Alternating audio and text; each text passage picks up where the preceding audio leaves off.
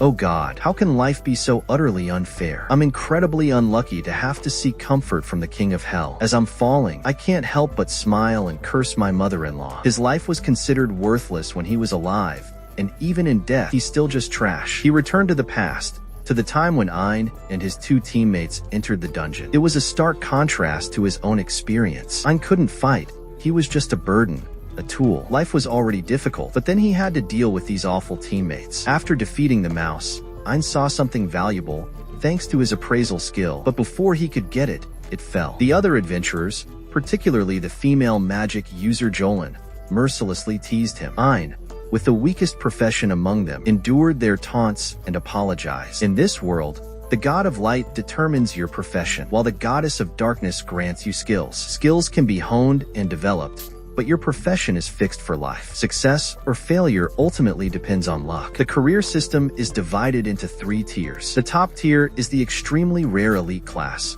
primarily composed of wealthy merchants. The second tier includes professions like those of Zoid and Jolene, swordsman or mage. At the bottom are professions like his, where his skills are unsuitable for combat and he lacks strength. Even with the utmost effort, a profession is often inherited from one's parents. Tragically, he lost both his parents at birth, leaving him with no family business to inherit. He was forced to choose the more perilous path of becoming an adventurer. Initially, he dreamt of a better life, but the harsh reality soon set in. He discovered that the giant rat's front teeth were highly valuable. Ein attempted to pry the teeth out, but it was beyond his strength. He pleaded for help, but his teammates refused, accusing him of deceit. He was the one forced to perform the dirty work of collecting the teeth. He was subjected to ridicule, glaring eyes, and even physical abuse, treated worse than a dog. Jolene, in a fit of rage, demanded that he acknowledge his lowly position. Despite the abuse, the young man had no choice but to continue his work. He came to understand that this society was deeply unequal, where the weak had no voice. As he toiled, digging into the disgusting teeth of the mouse, the others gleefully mocked him. Though their malice was evident, they were correct in their assessment that appraisers were a lowly profession, reduced to collecting essence from dead monsters, essentially serving as mere carriers. Going back would be incredibly tiring, so Zoid found another individual like himself, someone willing to work after collecting valuables, then continue their journey together. This was the only way to survive in this harsh world. So, even though their profession was considered lowly, they had to delve deeper into the dungeon. Fortunately, they stumbled upon the corpse of a powerful creature hellhound. Selling it would yield a significant profit. Zoid, emboldened by the prospect of money, dared to examine the corpse, but Ian found the situation strange. Why would anyone leave such a valuable body here? Moreover, according to the Adventurers Guild, this type of monster shouldn't have even appeared in this area.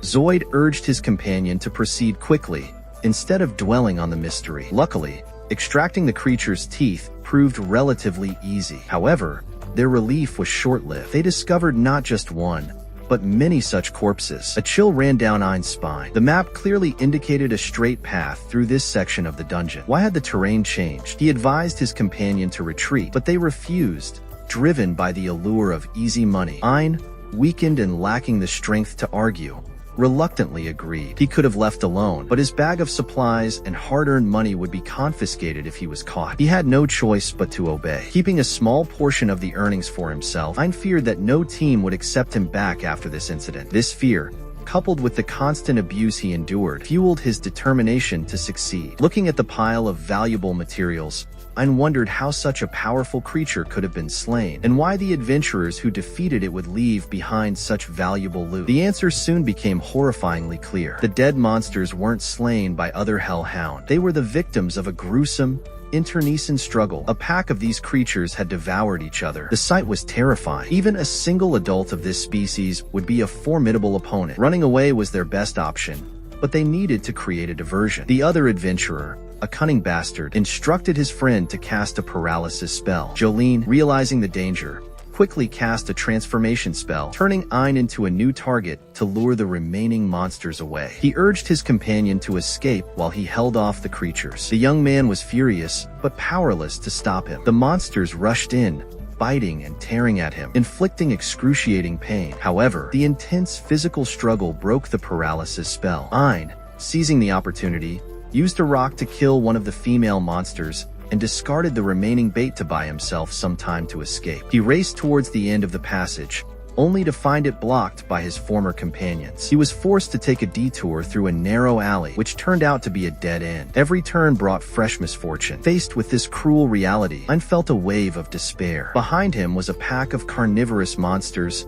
and ahead, a bottomless abyss. Death awaited him regardless of the path he chose. Driven to the brink, he let out a pained smile. He imagined the agonizing pain of being devoured by the monsters, the agonizing wait for the game to log him out. If he fell into the abyss, he would likely be shattered into pieces. It seemed there was no escape. He decided to choose the quickest, most merciful end. At least he could enjoy the feeling of falling. In that final, self-reflective moment, he bitterly blamed himself for being born a useless appraiser. There were times he'd yearned to escape his fate, but despair always prevailed. He continued to strive, but the heavens seemed to delight in his misfortune. He believed that becoming an adventurer would grant him freedom, only to find himself subservient to Zoid, bowing his head and obeying like a slave. He was even abandoned, left to fall into the abyss, no longer blaming his profession. After all, no one chooses their birth. He acknowledged his own poor choices. He'd arbitrarily chosen the adventurer's path instead of seeking a more stable, albeit less glamorous, life. Now, it was too late for regrets. He hung his head, questioning the purpose of his existence, wondering if his life had held any meaning. He expected to die, to cease to exist, yet he lived, falling into a pool of water. His cries of pain had awakened someone. A figure approached, bearing a look of profound sadness. Moved by the young man's plight, gently, she kissed the young man's wounds, aiding in their healing. He awoke to find himself face to face with an astonishing sight, the World Tree, also known as the Tree of Ages. He initially thought it was a dream. Only upon fully recovering did the reality sink in. In front of him, there was legendary World Tree. Overwhelmed by a sense of wonder, he marveled at the magical aura that permeated the surroundings. The waterfall cascading nearby hinted at the tree's extraordinary healing powers, surpassing any known medicine. Furthermore, the World Tree thrived in this dark dungeon, requiring no sunlight for sustenance. This defied all known laws of nature. Legend spoke of the World Tree as an inexhaustible source of mana, a power that fueled all magic. Humans, it was believed, drew their magical abilities from the ambient mana in the atmosphere. But centuries ago, the original World Tree had withered and vanished, leaving scholars baffled by the continued existence of ambient mana. Many brilliant minds hypothesized that other World Trees might exist, hidden from human eyes. Extensive searches across continents yielded no results, and now,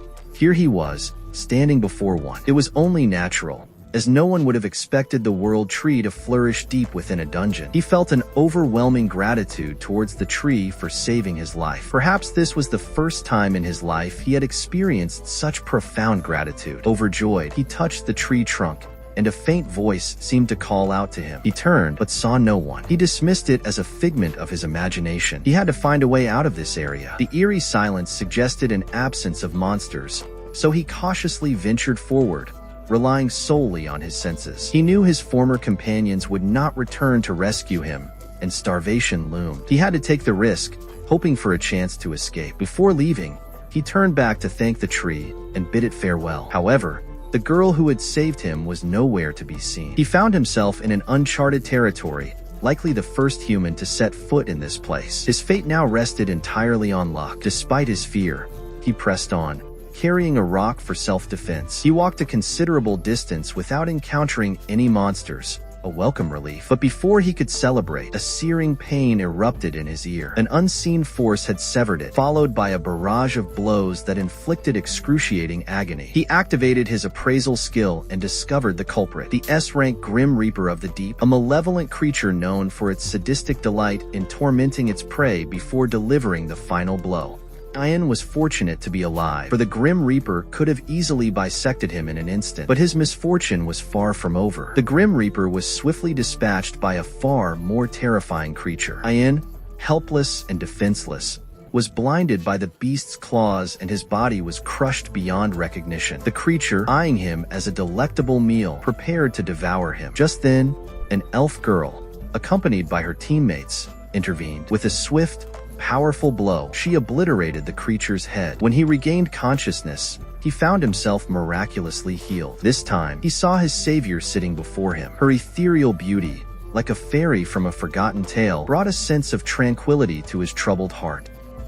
Looking at her, the man who had been saved spoke up, and Ursula told her daughter to make some tea for him. He thought, this tea is from someone's heart, so I have to cherish every last drop. Before he could understand what was happening, the little girl's mother poured all the tea into his own mouth. He tasted the delicious flavor too, and he praised it, which made the girl blush and her ears wiggle like a puppy. He thought she looked really cute. The old woman heard him. Don't you have bad intentions toward my daughter, or I'll kick you out, she said. Calm down, he replied. I was just asking about the person who saved my life. I found out that she doesn't like to get her hands dirty, but because Yuri kept asking her to help, she tried to clean up those monsters. So, you should be grateful to my daughter for saving you twice. The mother also made him kneel down and properly express his thanks. He simply said thank you normally. Yuri heard that and was so happy to be called by her name in such a friendly way.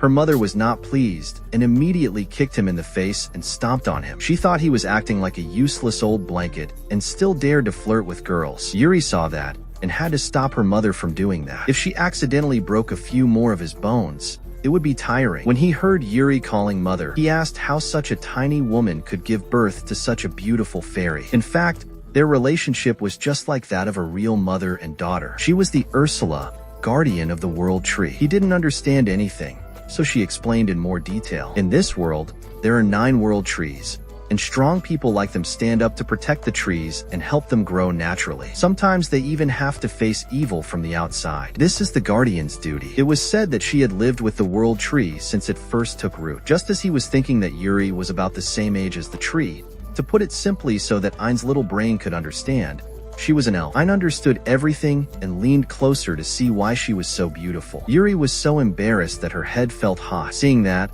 the tiny mother continued to stomp on the young man's head. What kind of disgusting thing was that?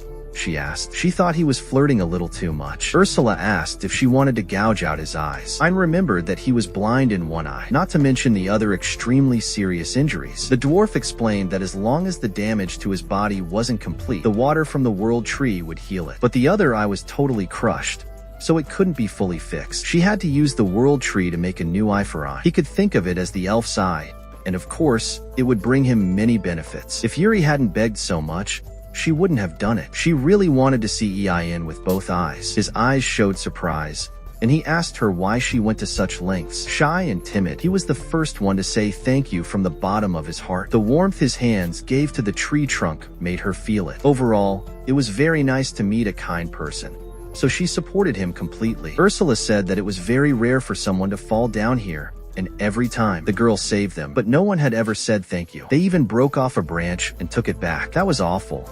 But Ein was different. She didn't visit Lamb. Even though she knew the uses of the world tree, he thanked to her appraisal skills. Hearing that, the young man thanked her again, thinking of her as his life's savior, so they wouldn't flirt anymore. The mother also chased her daughter away, saying it was very dangerous outside. Ein, as you can see, was useless. How could he live with the monsters from just now? Ursula didn't care, saying that their life or death was none of her business. What does it have to do with me?